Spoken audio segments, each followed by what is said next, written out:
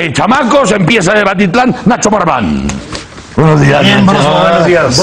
Broso. Enrique Jackson, ¿cómo estás? Broso. Juan José Rodríguez. Broso. Pura juventud. Aquí estamos. Rafael Cardona, querido hermano. ¿Cómo está usted? Dibujando en todos lados.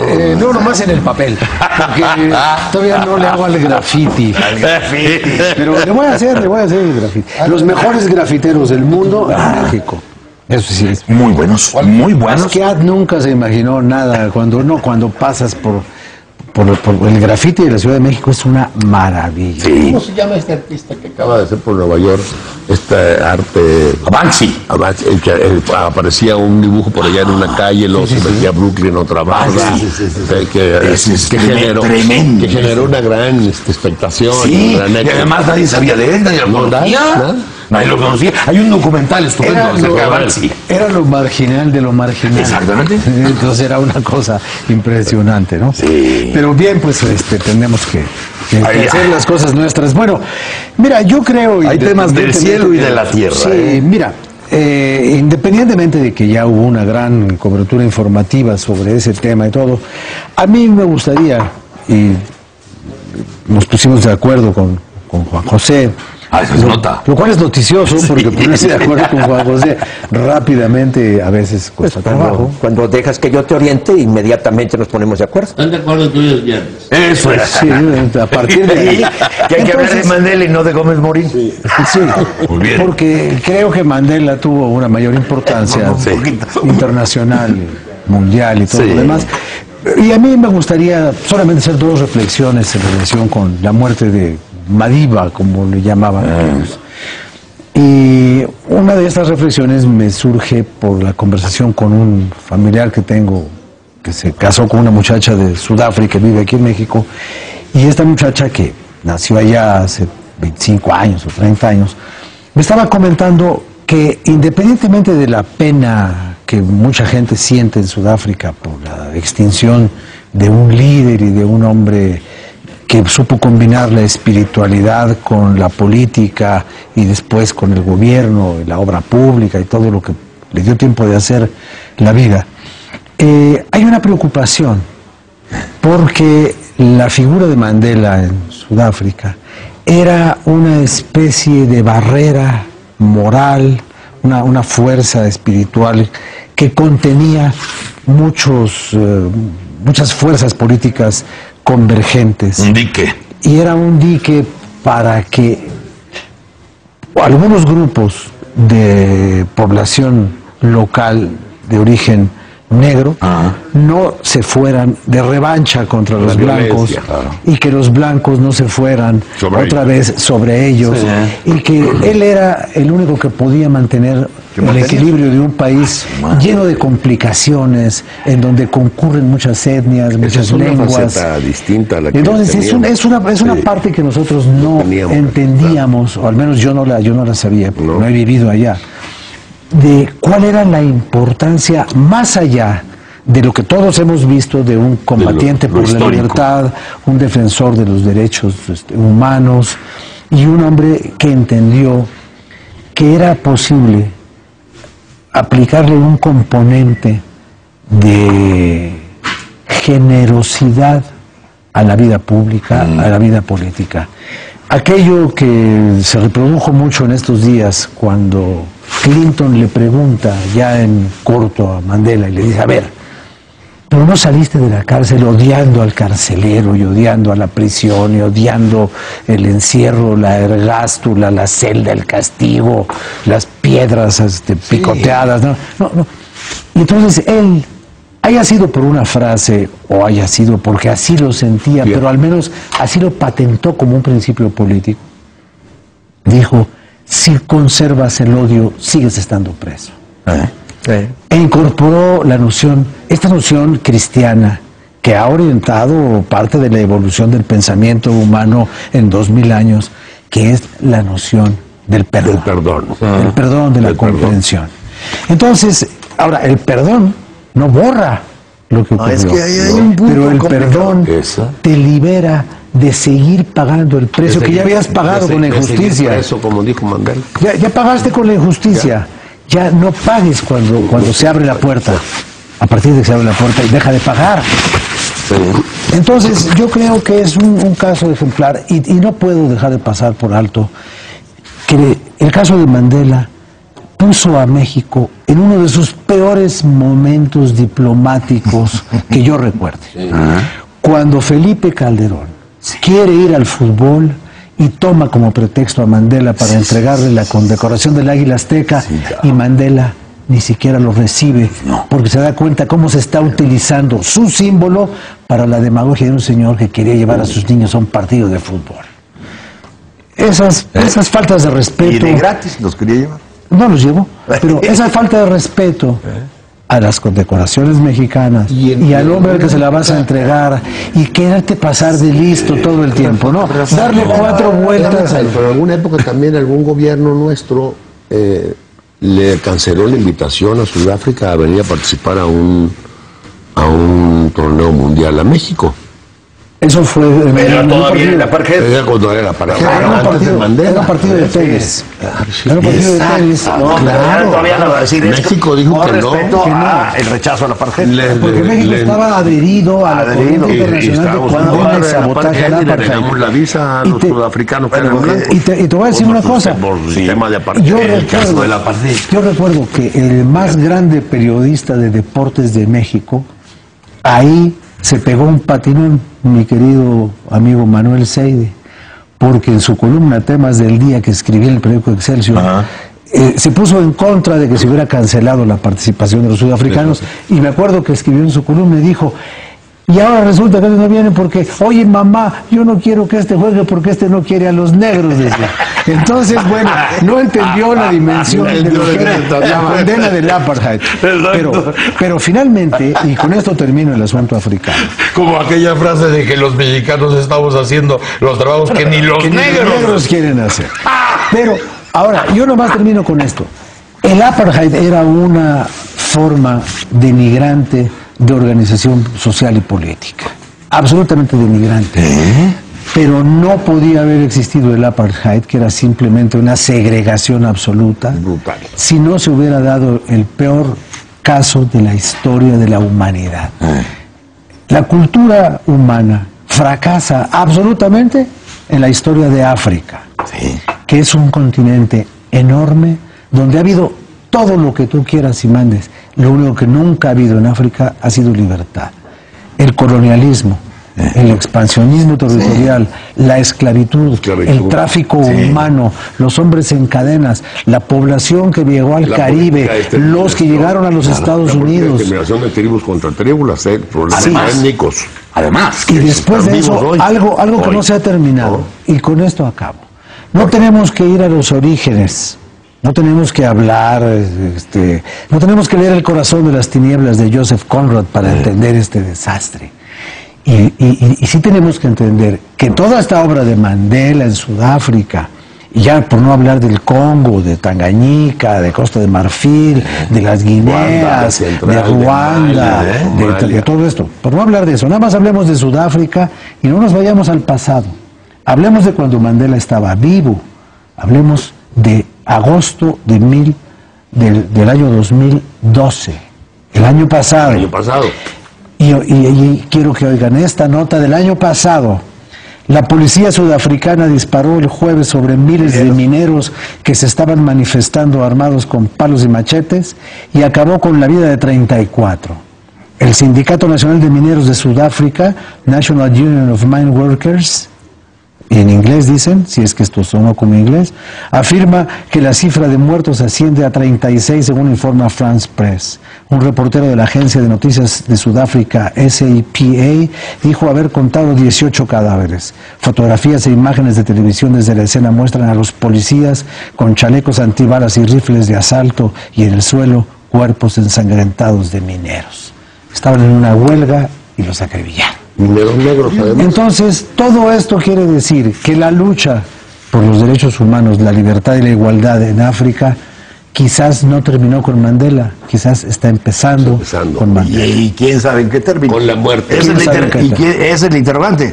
O sea, yo... ¿En qué términos? En primer lugar, voy a decir, yo era muy niño cuando murió Gandhi Y el único personaje que me parece comparable con Mandela es Gandhi, ¿no? Sí, yo creo que estamos de ese tamaño, ¿no? Estamos para acá. Y mucho alrededor, digamos, de algunas de las cosas que planteó Rafael, me quedan como 3 incógnitas muy importantes. O sea, que me gustaría incluso estudiar con calma, ¿no? O sea, ¿cómo en términos concretos logra ese equilibrio entre que no manden los blancos y que no manden los negros? Ajá. O sea, cómo respeta también la dignidad Sí. y la igualdad como seres humanos de los blancos y contiene, digamos, pues toda la tendencia negra, digamos, que iba mucho más a un dominio y a una exterminación o a una eliminación. revanchismo. O un revanchismo. O sea, para hacer políticamente eso, no solo se necesita mucha inteligencia, sino se necesitan como acciones concretas, señales concretas, autoridad moral. Eso es una cosa que hay que estudiar. Más allá del rugby, Ahora, ¿cómo eso al mismo tiempo, digamos, esa transición, esa revolución que hace en términos para eliminar el apartheid, y es una enorme revolución política, deja intacta la estructura social? O sea, la estructura social sigue, olvídate de negros y blancos, la desigualdad, como nos decía Enrique, etcétera, etcétera. Permanece. Entonces, sí, logras una gran transición política y posiblemente el costo de esa transición política tan bien lograda es el no haber tocado la desigualdad social. Oye, y ahorita que tocas ese punto, unido con lo que dice Rafa, el mapa es mucho más claro, porque cuando llegas al apartheid, pues no llega solo, no llega por buenos o por malos, ¿no? Son siglos de esa historia de la esclavitud y de los negocios y de las colonias y todo, y llegas al apartheid como si fuera una cosa casi natural, ¿no? ¿Cómo llega este ser no a rehacer la historia porque la historia ya está? ¿Qué tamaño de ser debe haber sido este señor para estar reorientando el cauce que nadie puede detener? Porque es históricamente un vuelo el que lleva y se convierte en el dique donde se contienen todos los espíritus que están tronando desde hace siglos. Y ahorita los vuelves a ver, como decía Enrique, ¿no? Es decir, no, hay una parte donde ves que ni siquiera hay calles, o sea, como si todo se hubiera detenido un momento, como tocando base. ¿Y qué tiene que ver eso con la generosidad hacia los blancos que tuvo Mandela? El no haber planteado pero el costo fue también respetar la estructura social que estaba ahí, ¿no? Y no plantear, digamos, un nuevo arreglo social, ¿no? Sino nada más el arreglo, digamos, humano en el sentido más inmediato de la palabra, ¿no? Mira, Broso, el gran legado de Mandela es muy sencillo. Las virtudes sirven en política. Es un viejísimo debate. Y la definición la dio Jacob Zuma. Su lucha incansable por la libertad le ganó el respeto del mundo. Su humildad, su compasión y su gratitud le valió el amor de la humanidad. Hay un libro de un cronista deportivo que relata una audiencia que él manda a invitar a platicar al director, al capitán de un equipo de rugby. Se llevó hasta el cine. La película. Sí. Ahí estaba Morgan Freeman. Sí. Y cuando sale que sus padres y todo, porque era un afrikaner, como le dicen, y le dice la mujer, ¿qué te pareció? Dijo, algo maravilloso, nunca había yo visto igual. La calidad humana, el trato, la amabilidad. Dice Octavio Paz, cuando las virtudes flaquean, las repúblicas perecen. Déjame llevar esto a México porque es una anécdota que yo viví y de cómo el pueblo de México quiere ser atendido. Estaba yo en Tuzantán, en Chiapas, en la campaña de Patrocinio González Garrido para gobernador, y había una barda que decía: con patrocinio, diálogo y concentración. Y le dije a Porfirio, era el presidente del PRI allá en Tuzantán, digo, ¿ya viste la estupidez que pusiste ahí? Diálogo y concentración. Es diálogo y concertación. Y me dice Porfirio, me dijo, mire, usted lo de concertación no lo entendemos, pero usted ha dialogado con un funcionario que no está concentrado. Pone la pupila fija y quién sabe en qué está pensando. Queremos diálogo pero con concentración. Bueno, este es bellísimo porque esa es la gran virtud de Mandela, su sonrisa, su... Y mira, grosso... No, y además, tú lo has dicho varias veces y parece que suena a una verdadera utopía. Bueno, es que mira, grosso, nada más. Hace 500 años hay 3 libros, cuatro textos. Primero, Maquiavelo, El Príncipe, 1513. Al año siguiente, algo que recordó Rafael Cardona, Erasmo de Rotterdam escribe un libro, Educación del Príncipe Cristiano. O sea, las virtudes, la abnegación, el ganarte el amor, la generosidad, el tratar a la gente bien. Después vino Erasmo de Rotterdam en 1516, Utopía. Y de ahí, Lutero, en 1517, las 95 reflexiones sobre las indulgencias. Tomás Moro, Utopía. Tomás Moro, Utopía, perdón. Tomás Moro. Bueno, pero ahí está Leonardo da Vinci. Y alguien decía, Leonardo da Vinci fue un genio para diseñar aparatos mecánicos y para diseñar, pero lo que más hizo por la humanidad es la sonrisa de Mona Lisa. Calidad humana. Y eso nos lleva a que el testimonio de la vida de Mandela y hacia México es que no hay crisis de valores, los valores ahí están.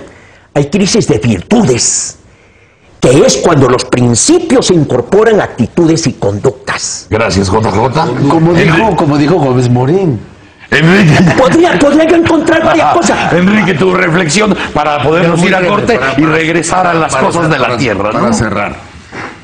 Nomás quiero sumar ahí un nombre que vale la pena tener presente y que no sabemos mucho de él, pero que ha sido por muchos años, fue un símbolo de libertad y de lucha y de rebeldía, que es Patrice Lumumba, que llega a tales niveles, bueno, que se vuelve de alguna manera el centro de formación de grupos guerrilleros que se desparraman por todo el mundo, con sede en Moscú. Me parece que no podemos ignorar a Lumumba por todo lo que por todo lo que significa.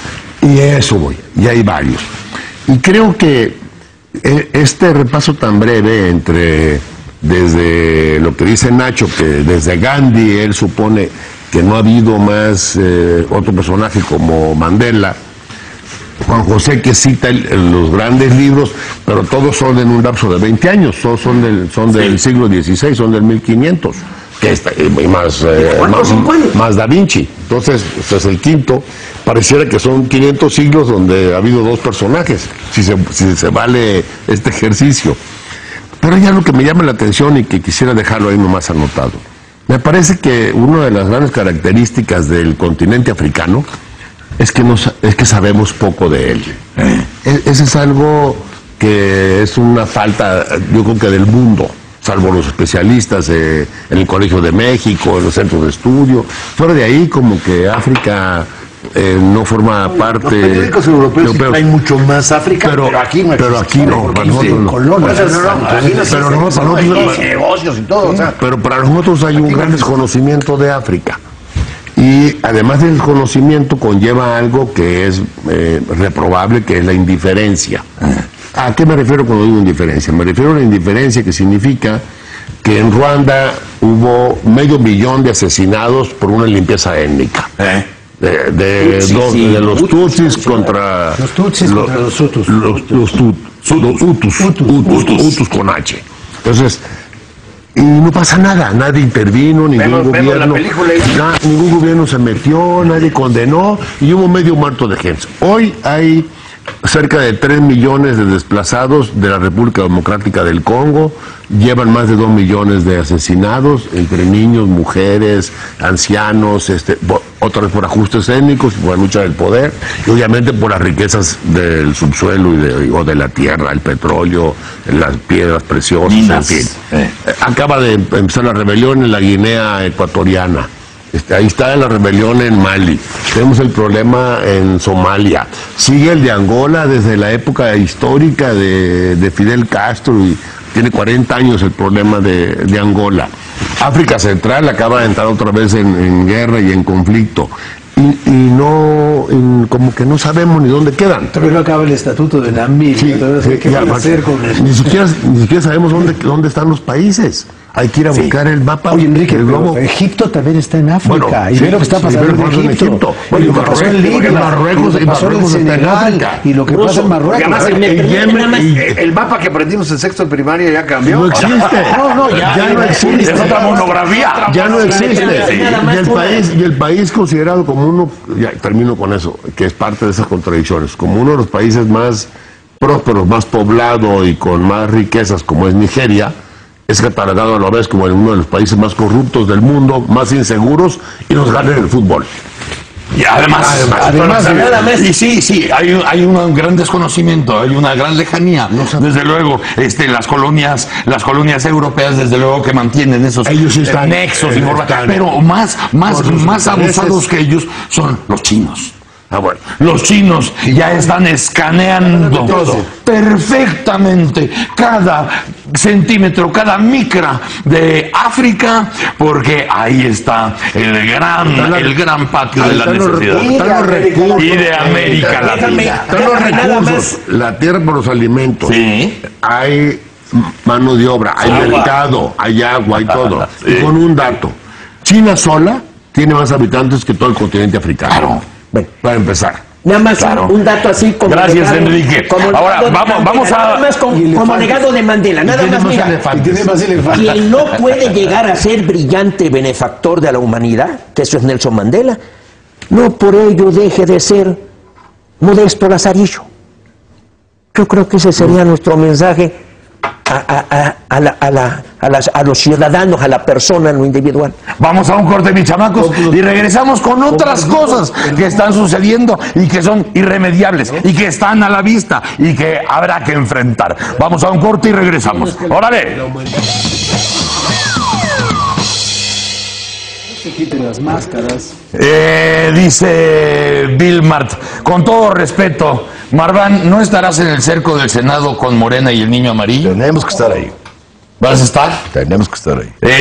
Brisa Jackson, Me suena. esperando de Batitlán para ver a mi papá. Esa es mi hija, bros. ¿Es tu hija? Pues dice que es tu hija. Le mando muchos besos a mi hija. Mira qué buen detalle de escribir. Muchas gracias. Pues esperando que salieras tú en Debatitlán y seguramente se irá entonces ya a trabajar. Y ya se va a trabajar. Exacto.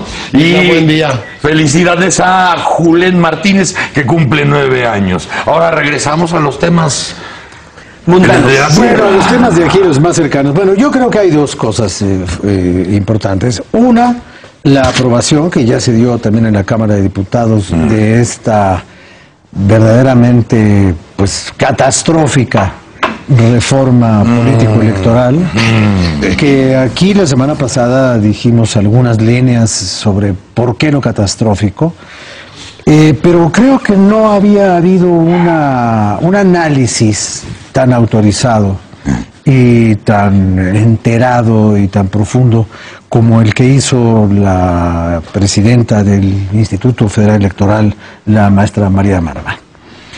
Creo que lo que ella ha dicho no tiene nada que ver con que esté defendiendo la posición que ahora tiene, simplemente está explicando la importancia del instituto y los riesgos institucionales, nacionales, a los que nos ha llevado esto, que yo vuelvo a insistir en mi famosa pulquería. Yo digo que esto es una cuestión de pulque. Cuando yo vi el empecinamiento del Partido de Acción Nacional presionando y empujando y condicionando y chantajeando la otra reforma con la satisfacción de esta y haciendo esta cosa tan innecesaria del cambio de nombre del Instituto Nacional Polifederal, me acordé de una pulcata que hay por ahí por Santa Anita, cerca de la Coyuya, que se llama El Triunfo del Capricho, Pulques Finos. Entonces, esta reforma es el triunfo del capricho, pero sin pulque, que es lo peor del asunto.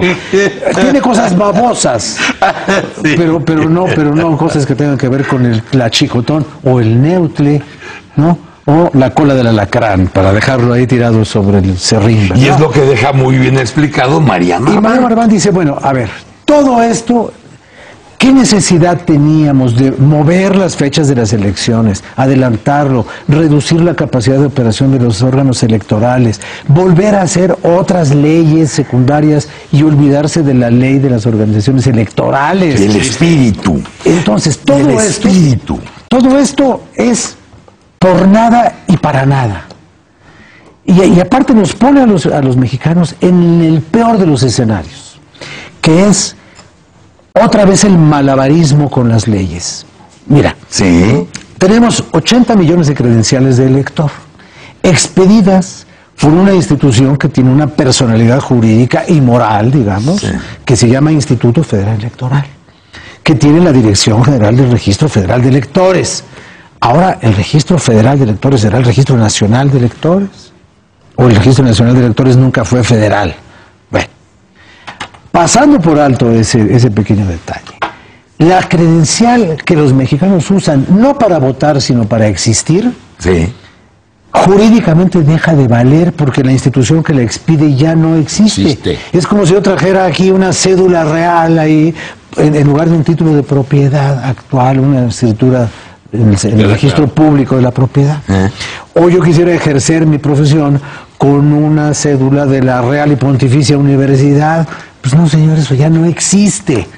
Entonces, le vamos a condenar a los electores a no tener una credencial válida, pero vamos a tener que hacer una maniobra jurídica para validar lo inválido, lo cual nos pone otra vez en terrenos de lo absurdo. Que vencen dentro de 10 años.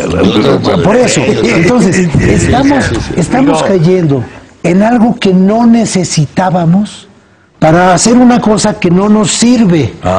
Entonces yo digo, bueno, de veras podemos aspirar a la modernización del país, podemos aspirar al respeto institucional del país, podemos aspirar a la legitimidad de los cambios jurídicos, como dice con tanta frecuencia JJ, si no tenemos un espinazo ético que nos respalde lo que estamos haciendo, si todos son las atinadas y las ocurrencias y oye, esto quedó chueco, pues entonces ponle de este lado también otro igual para que se equilibre. Entonces, estamos haciendo el pegote sobre el mazacote. Oye, y perder una gran oportunidad. María Marván. Sobre todo eso. Que además, perder una gran oportunidad. María Marván, que además es hermana de Nacho, lo dijo muy claro y de una forma muy elegante. Le quitó los calzoncitos al asunto. Y la gran oportunidad que había en esta reforma político-electoral es que quedara más que claro, subrayado, puesto en amarillo y en verde y en rojo y en azul y en todos los colores, que es un aparato que sirve a la certeza de los ciudadanos, no a la de los partidos. Y eso es lo que deja muy claro este asunto que se debe tratar en una forma que estamos pensando en los ciudadanos y en las elecciones, y a ver a quién definen para que gobierne, para que represente, que es lo que le debe dar certidumbre. Todo se convierte en un mazacote político que acaba salpicando irresponsablemente a todos y perdiendo la oportunidad de decir, oye, hubiera sido el gran... como estábamos ahorita hablando del momentum, de decir, perdón, ya lo entendimos. Y la única pregunta, instrumento ciudadano. Y la única pregunta, mira, ¿para qué? A ver, ¿para qué se hizo esto? No era necesario. Mira, no, para él. ¿Para qué es muy fácil responderlo? Verdaderamente. ¿Para qué es muy fácil responderlo? ¿Para una reforma energética que perjudica más que destruya al Estado mexicano? Para eso. Sí, eso es absolutamente cierto. Para eso lo hicieron. La forma tan frívola, indolente en que se modifica la Constitución, verdaderamente es tal vez el reflejo más lamentable del trabajo parlamentario. Es ridículo. La Constitución es la ley fundamental, es el fundamento. Estamos metiendo en la Constitución, mira, No, pero en el 57, déjame hablar, por favor, déjame hablar, por favor, déjame hablar, hombre. No te enojes, Juan ¿Cómo José. se me voy a enojar, hombre? Yo respeto cuando están hablando. En el 57, la Constitución tenía 11,000 palabras. En el 17 pasó a 22,000. De ahí, en 70 años, que hubo 600 modificaciones, nos fuimos a 70, 80,000. Ya con todo lo que está sucediendo, va a ser un mamotreto de más de 100,000 palabras. Cosas que no deben estar en la Constitución. No hay idea de lo que es una Constitución. En Estados Unidos la Constitución se ha modificado cada 8 años, 27 enmiendas. Desde 1787, 8,300 palabras. Nosotros tenemos un promedio de cada 2 meses. Tú has dicho algo, saber a qué atenernos. Pues sí. El derecho tiene que hacer un Estado predecible. O sea, ¿qué esperamos del Estado? La predictibilidad. Y, mira, Emilio Rabasa sigue teniendo una enorme razón. Todo lo hemos esperado de la ley escrita y la ley escrita ha demostrado su incurable impotencia. Y hay una cosa, Broso, que es lo peor de la técnica legislativa, cuando se legisla para el caso, porque se rompe la generalidad de la ley. Los diputados acaban de hacer algo que es un reflejo de una tremenda mezquindad, de una terrible mezquindad, porque cambiaron la fecha para reelegirse, ya no en el 2015, sino hasta el 2018, pensando en que ellos pueden regresar el 2018 y no quieren tener la competencia de los que quieran reelegirse el 2015. Es algo verdaderamente, es un transitorio. Juan José, pero esas son las consecuencias del caos original, del desaseo, del que ya estábamos platicando desde la semana pasada. Porque mira, Enrique, sabíamos, por ejemplo, todos sabíamos perfecto que la joya de la corona tenía que ser la reforma energética. Eso está anunciado desde el principio. Y lo discutiremos en su momento, porque no coincido con... ¿Cómo vender la joya? No coincido con Marván. El desaseo, a lo que voy, es que parece que había quedado de alguna manera esbozado en que el PAN y el PRD tenían que llegar juntos a la reforma político-electoral para hacer que costara sangre, sudor y lágrimas al partido en el gobierno tener que doblar las manos para poder entonces enfrentarse al siguiente paso, que era el más difícil de todos. La reforma político-electoral. Y no sucedió. Perdón. Alguien se bajó del caballo antes de la tranca. Es que se fue entrampando y se fue enredando peor. Yo creo que esto es toda una comedia de errores. Sí, comedia de enredos. De enredos que lleva errores, absurdos, a simulaciones y absoluta irresponsabilidad, porque todos saben perfectamente bien lo que pueden causar y no hacen nada para pararlo, incluso lo defienden. Es decir, ¿dónde nace o se fortalece, digamos, la idea de la reforma político-electoral? En el celo de unos senadores del PAN y de unos senadores del PRD con el Pacto por México. Ajá. Ahí sacan 30 puntos. Hasta que ya tenían bastante de incoherentes. Sí. Entonces, ahí empiezan, digamos, y la verdad fuimos varios a esa consulta a decirles, señores, el gobierno de coalición es una estupidez, una serie de cosas ahí. Ya traían ahí una bola de cosas. Ya venía. Ya venía cojeando. Ándale. Y ese masacote que se está cocinando ahí, luego se fortalece con la salida, es decir, lo retoma y lo profundiza el PAN con Madero, con Molinari, etcétera, a partir de la salida del PAN o de la no participación del PAN en la reforma fiscal. Sí. Y entonces, es decir, la seguridad de que el PAN iba a votar la reforma energética le da, digamos, la amenaza de que no le iba a votar, que yo no sé de dónde era creíble, le da el poder a Acción Nacional para profundizar ese absurdo y para que el gobierno le dé todo a cambio del voto en la reforma energética. El voto en la reforma energética así funciona, ¿no? Desde el 39. Así la ves tú también. No necesitabas negociar ese masacote no necesitabas. Los principios del PAN están claros. Porque, Enrique, a final de cuentas, si todo este masacote, todo ese mamotreto, finalmente nada más rebotara en quienes lo están votando, dices, bueno, pues es karma, ¿verdad? Y ya a ver cómo le hacen. Pero esto rebota en todo el resto del país y rebotará muy feo. Nos rebota a todos. Y hay 2, 3 cosas que vale la pena aunque se ha hablado mucho y dicho mucho sobre la reforma electoral, político-electoral, yo quisiera dejar ahí 2, 3 anotaciones que me parece que van a dar todavía mucho de qué hablar y que van a tener consecuencias, yo diría que complejas, delicadas. A ver, la primera de todas es que estamos desmontando y destruyendo una institución como el IFE que nos costó mucho al país y a los mexicanos hacer una institución como el IFE. Y esta nos va a costar más. Y ya la desaparecimos. Me parece un error altísimo destruir una institución como esa. 2, me parece que las facultades que le están asignando a la ahora llamado INE es un atropello absoluto a la soberanía de los estados, A la autonomía, a a la vida interna de los estados, a las constituciones estatales, a los poderes, sobre todo al poder legislativo de los estados, con el juicio que haya de ellos sobre ellos, es lo de menos. Lo que no puedes hacer es legislar desde aquí y ordenarles y cambiarles y hacerlos a un lado. Voy a hablar de un ejemplo que me parece una verdadera, un exceso y es un desprecio absoluto por los poderes estatales y locales.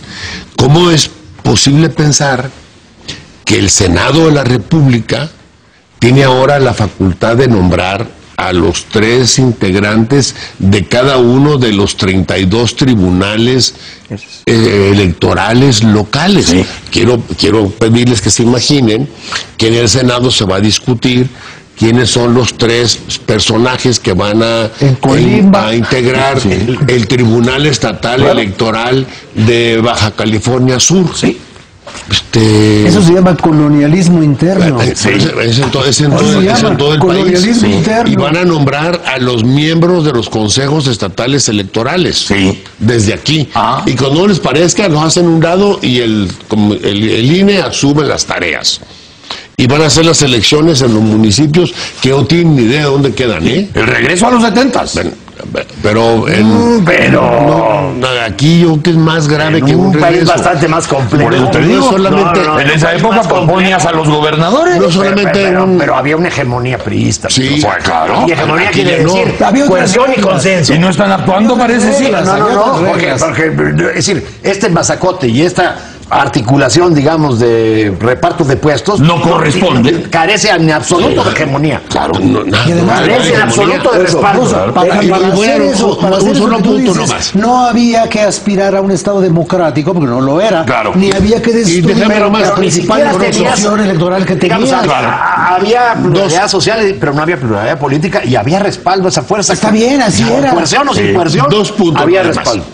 2 puntos nada más. Y como ese van a surgir muchos. Lo que dice Cardona, la credencial del IFE, dentro de unos días, pues el IFE no existe. Entonces ya mi identificación, que estaba considerada como la Oficial. no existe porque el que la emitió ya no existe, ¿eh? No sé qué vayan a hacer, a ver qué inventan, Le un van a dar una transitorio, vuelta alguna chicana. cosa. Alguna chica, alguna ara. Y dos, Salió un punto muy curioso. Es decir, ¿para qué sirve un sistema electoral? Además de la representación, etcétera, etcétera, y todo el entramado, para facilitar, digamos, la articulación entre fuerzas políticas plurales.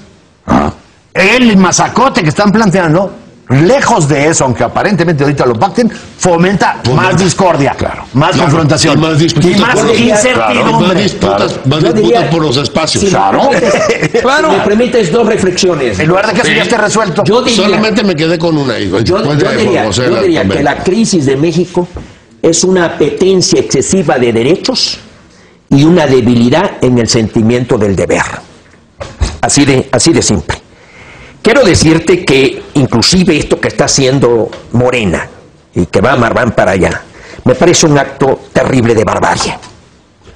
Yo quiero decirte que fui buen amigo de Andrés Manuel, 2 veces me invitó al PRD y me ofrecía inclusive ir en la lista plurinominal de diputados, cosa que yo rechacé por mi confrontación de principios y de ideología con el PRD, que siempre la tuve y di el debate en la Cámara Pero de te invitó Diputados. 2 veces. 2 veces me invitó y ofreciéndome cargos seguros en la pluri. Y se le puede preguntar a él, en 91 y después cuando fui candidato a gobernador. Son muy firme, Andrés Manuel. Bueno, pero hay algo que va a provocar Morena, que es un mayor retroceso. ¿Por qué en los estados donde está mayor el conflicto de coordinadora, sí verdaderamente se está privatizando la educación? Está incrementándose la inscripción en las matrículas de las escuelas particulares. Y esta oposición, este acto de violencia, este acto de atropello, que es verdaderamente brutal, de cercar el Senado, es un acto de violencia, es un acto fuera del derecho, como se quiera ver. Mediten, por favor. A ver, mediten, por favor. No. Lo único que refleja es una falta de voluntad democrática. Oye, una pregunta. Una pregunta ahorita que estás encendido. Sí, yo estoy encendido. De todo este bodrio del que hemos estado platicando las últimas 2 semanas, lo indignante, el insulto a las inteligencias, el estar bordando en el vacío, en el estar haciendo un acto masturbatorio que nos gasta a todos. ¿Sí?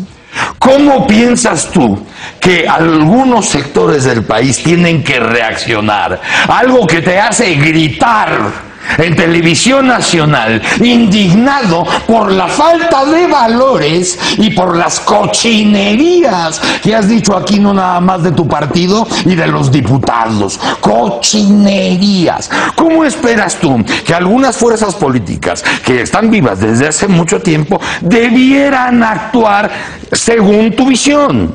Mi querido Broso, la respuesta ¿cómo es debiera sencillo. ser? Un señor líder. Los cambios son hombres, ahí estoy totalmente de acuerdo con Ortega y Gasset. Son líderes, son señores. Y está Nelson Mandela.